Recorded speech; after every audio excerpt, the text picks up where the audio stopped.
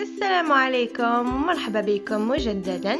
اليوم جبت لكم وصفة تاع تحلية تجي شابة بزاف وتجي راقية. اذا واش نحتاجو للوصفة دي نتاعنا؟ اذا عندنا 2 حبيبات بيض، كأس نتاع الشاي نحتاجو النصف نتاعو نتاع حليب والنصف نتاعو نتاع زيت والنصف نتاعو نتاع سكر. عندي هنايا مغرف صغيره نتاع قهوه خميره كيميائيه. عندي هنا مغرف كبيره نتاع عصير الفراوله. انتما تقدروا تستعملوا اي عصير متوفر عندكم، ماشي اوبليجي تعملوا عصير الفراوله. بما انه التحليه دي نتاعي راح تكون بالفراوله، انا خيرت عصير الفراوله.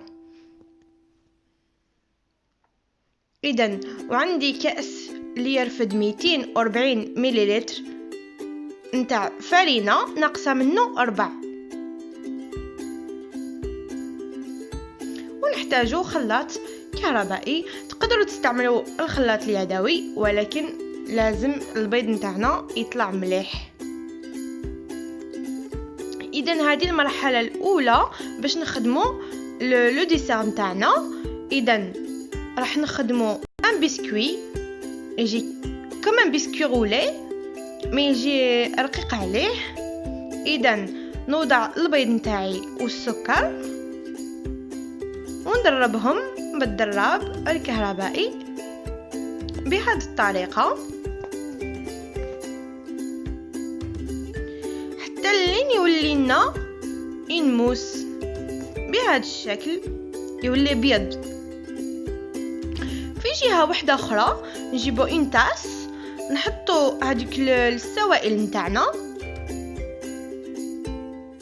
كاملين ونخلطهم. يعني كل شيء راه واضح في الفيديو نتاعنا. ودوكا نبداو نوضعوه في الفرينه بشويه ونخلطو. نزيدو هذيك الخميره الكيميائيه ونزيدو الفرينه المتبقيه.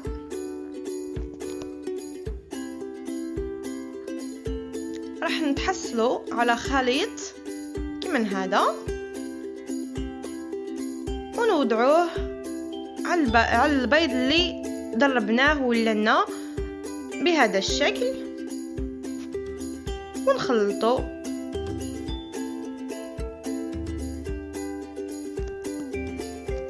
اذا نجيب ان بلا كيما هذا اللي نديرو فيه لي بسكوي رولي اي تو سا عادي، ونفرغوا هذيك الخليط اللي درناه ونسووه بشكل متساوي ونوضعوه في الفرن يطيب لنا.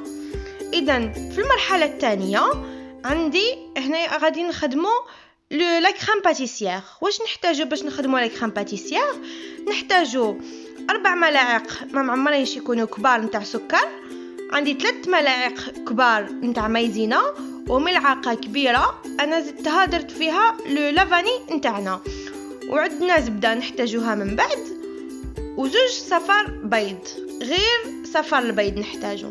اذا انا نوضع كامل الخليط نتاعنا ونرجع لكم.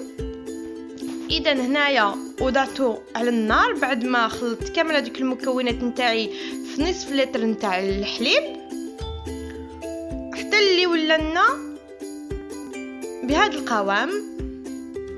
اذا انا ما غفلتش عليه، كان فوق لو فون تاعنا ونحرك او ميم طون.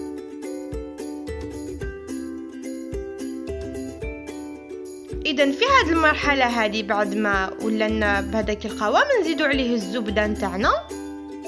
اذا الزبده ما تكرتلكمش، نحتاجو غير ملعقه كبيره نتاع زبده.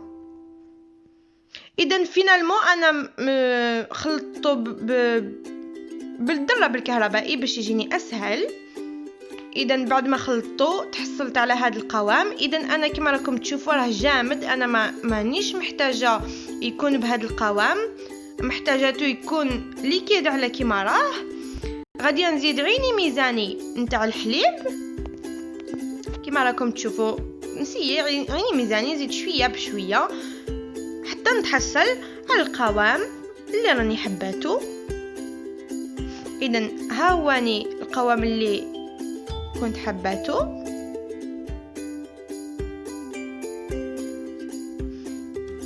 اذا نجيب هذا الشكل، نجيب واحد الصحن نفرغ فيه كامل هذيك لا كريم باتيسير نتاعنا.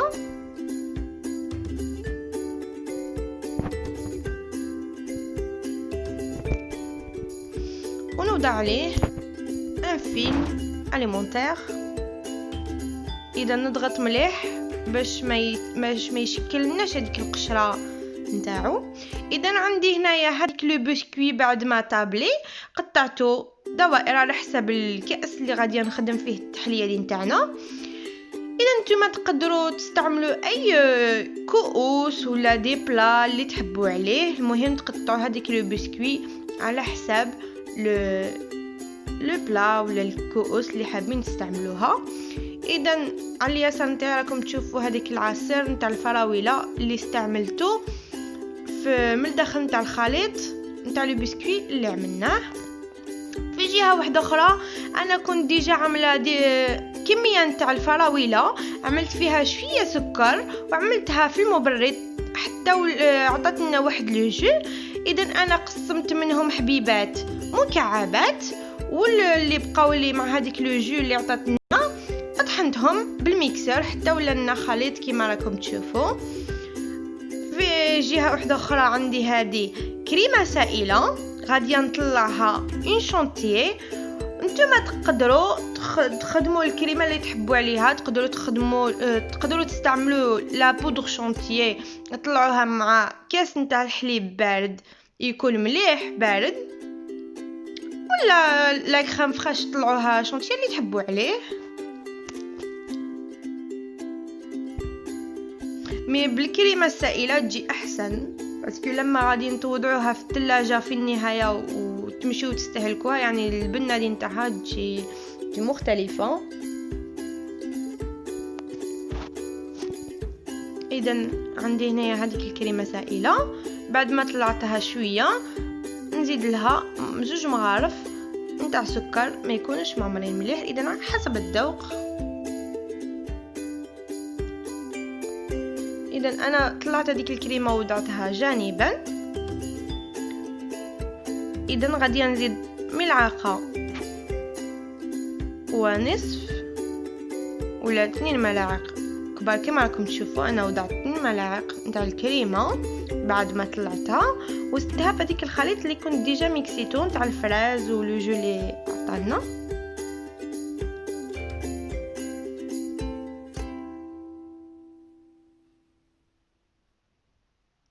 حتى اللي يولينا بهذا الشكل.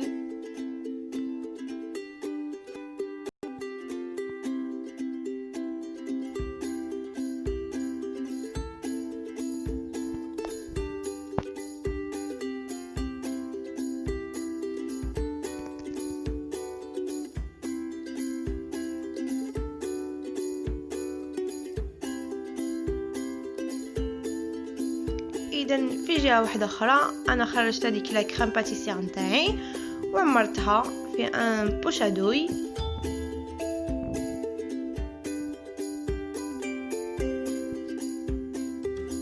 اذا راح نوريكم كيفاش نخدموا هاد الديسير نتاعنا. كما راكم تشوفوا انا ديجا كنت خدمت 2 كؤوس. اذا عندي هنا واحد لو بلا باش تشوفوا معايا مليح، حطيت فيه هذيك لو بسكوي نتاعنا وشربته بهذيك العصير نتاع الفراوله اللي كما ذكرت لكم كنت ديجا استعملته في هذيك الخليط نتاع لو بسكوي لما رحت نطيبه.